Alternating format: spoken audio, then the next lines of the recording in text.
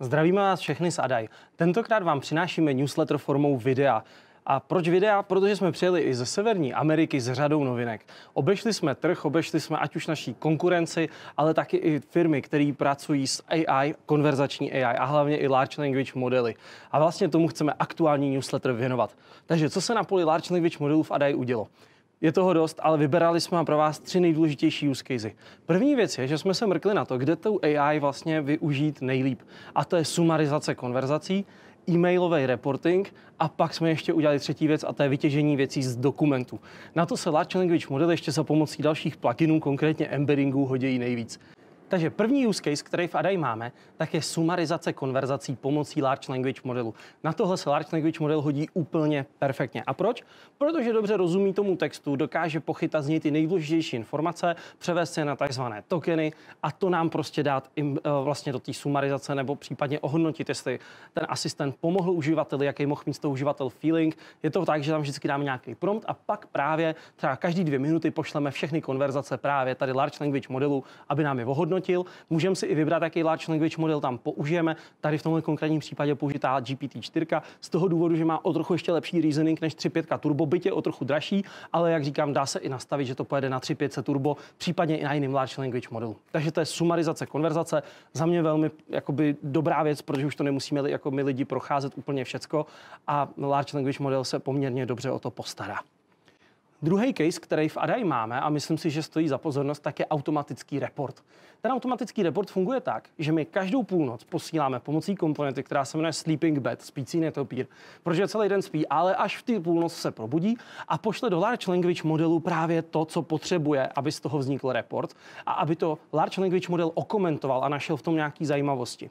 Posíláme data, posíláme prompt a je to každý den nám takhle chodí během 2 minut vlastně LLM pomocí i backendu a e-mailového serveru nám pošle, jak vypadá nějaký konkrétní náš asistent v portfoliu a víme, že se posouvá tímhle směrem. Myslím, že tohle by se vám taky mohlo líbit. Jak case 1, tak case 2 už máme připravený vám ho nasadit na produkci v momentě, kdy řeknete, jenom poladíme pro každého asistenta mírně jinak. Pak máme třetí zajímavý case a to je, kdy pracujeme s extrakcí dat z dokumentů. Zase vidíte tady, jak to přibližně si můžete představit, píšu si s asistentem a najednou zjistím, že asistent, tady v našem případě Watson, nějakou věc neumí, protože je to okrajová znalostní věc třeba k hypotéce nebo k vrácení zboží, k odstoupení od smlouvy, prostě cokoliv vás může zajímat. My jsme si ty dokumenty nahráli do různých kolekcí, takže vždycky i víme, tohle se týká téhle zóny, tohle je tady oblast tady tohoto a tohle je třeba oblast zase něčeho jiného. Tam do té kolekce vždycky pošleme ten dotaz a ta kolekce pracuje s těma dokumentama, který si takzvaně zvektorovala, je tam technologie embeddingu a vlastně na základě toho už pak můžeme poskytnout danou pasáž z toho nejlépe sedícího dokumentu, co nejpravděpodobněji je odpověď na uživatelův dotaz. Myslím si, že tohle je zase další věc, kterou vlastně hromada z vás poptává a myslím si, že dává perfektní smysl jí tam teďko i k vašim asistentům doplnit, nasadit a rozšířit tak vlastně znalosti asistenta ještě na mnohem větší penzum věcí. Ale na rovinu není to bezchybný, má to úspěšnost kolem 85% a občas se děje, že si to může i nějakou věc snažit dokrášlit, což samozřejmě musíme hlídat právě pomocí promptu a zmíněných dokumentů, aby tam nedošlo k nějakému faulu vedle. Takže to jsou naše 3 use casey. Doufám, že se vám líbily. A z těch 3 use caseů věřím, že vznikne hromada možností i dalších, co můžeme dělat. No a co dodat v závěru newsletteru? Krom toho, že LLMka byly pro rok 2023 absolutní jízdou, musím říct, že nás to všechny totálně rozjelo, jak na straně nás, klientů, ale i veškerýho toho trhu s AI. Ten prostě frčí. Viděli jsme to teďko i v Kanadě, viděli jsme to i v Mnichově, v Německu. A to téma je tady, je hodně aktivní, je prostě každý den kolem nás a my se snažíme v Adaj prostě v tom najít ten správný sweet spot.